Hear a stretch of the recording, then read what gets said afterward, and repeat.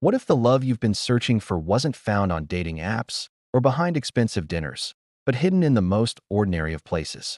What if it came to you on the night your heart was ready to give up, delivered by the hands of a stranger behind the wheel of a taxi? The evening had started with so much hope.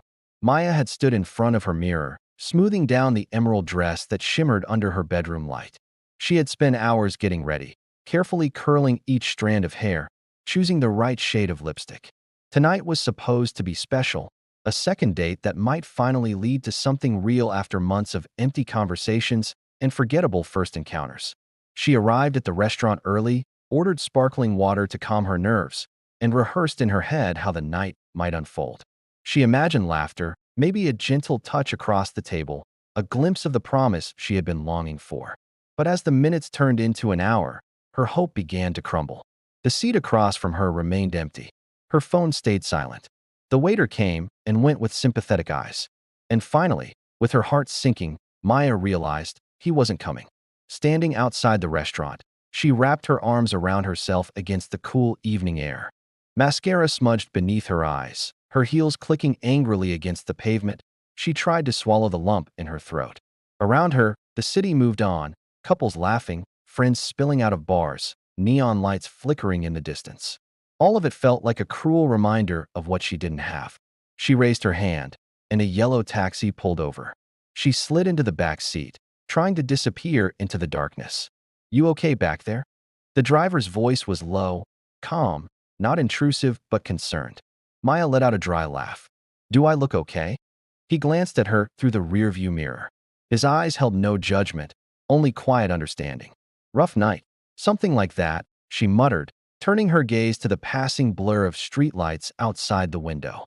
For a while, the silence stretched between them, filled only by the hum of the engine and the rhythm of tires against the road. But then the driver spoke again, hesitantly, as though testing the waters. "You don't remember me, do you?" Maya's brow furrowed. She looked at his reflection, really looked this time. Strong jawline, faint stubble, eyes tired yet kind. There was something familiar there, something tugging at the corners of her memory. "Sam," he said after a pause. "We went to the same high school." Her breath caught. She leaned forward, studying him. "No way. You're Sam." He chuckled softly. "Yeah, guess life had other plans." And suddenly, it all came rushing back. The quiet boy who always sat in the back of class, sketching buildings in the margins of his notebook. The one who never raised his hand, never joined the noise, but whose silence carried a weight of its own. "I remember now," Maya said, a small smile tugging at her lips. "You barely spoke to anyone." "And you?" Sam replied, eyes flicking back to the road, where the girl everyone noticed. The words hung in the air, catching her off guard, not because they were untrue, but because of the way he said them.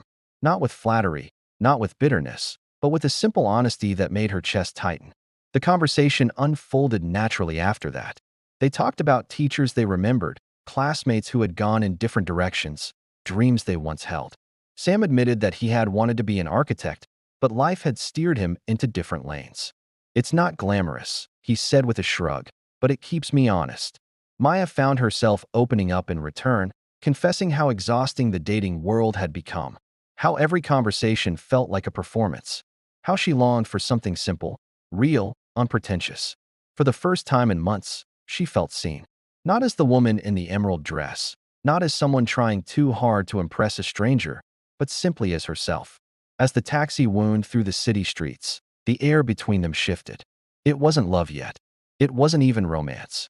But it was possibility. And that possibility felt like oxygen after months of suffocating and disappointment. When the ride finally came to an end, Maya hesitated. She didn't want the moment to disappear into memory. She didn't want this to be another fleeting connection lost to the night. "Thank you," she said softly as she reached for the door handle. "For what?" Sam asked. "For reminding me that not every man disappears when it matters." A faint smile tugged at his lips. "Anytime." The door clicked shut, the taxi pulled away, and Maya stood on the sidewalk with her heart racing. The city still buzzed around her, but for the first time in a long time, it didn't feel so loud. It wasn't love, not yet, but it was something, and something was enough to make her believe again. Sometimes, the night you think is ruined becomes the night that changes everything. Love doesn't always arrive wrapped in perfection. Sometimes it comes quietly, in the ordinary, when you least expect it. Stay tuned for episode 2, where Maya's simple taxi ride turns into a connection neither she nor Sam can walk away from. Don't forget to like, comment, and subscribe, because the next chapter may just prove that destiny doesn't always knock on your door. Sometimes, it honks from the driver's seat.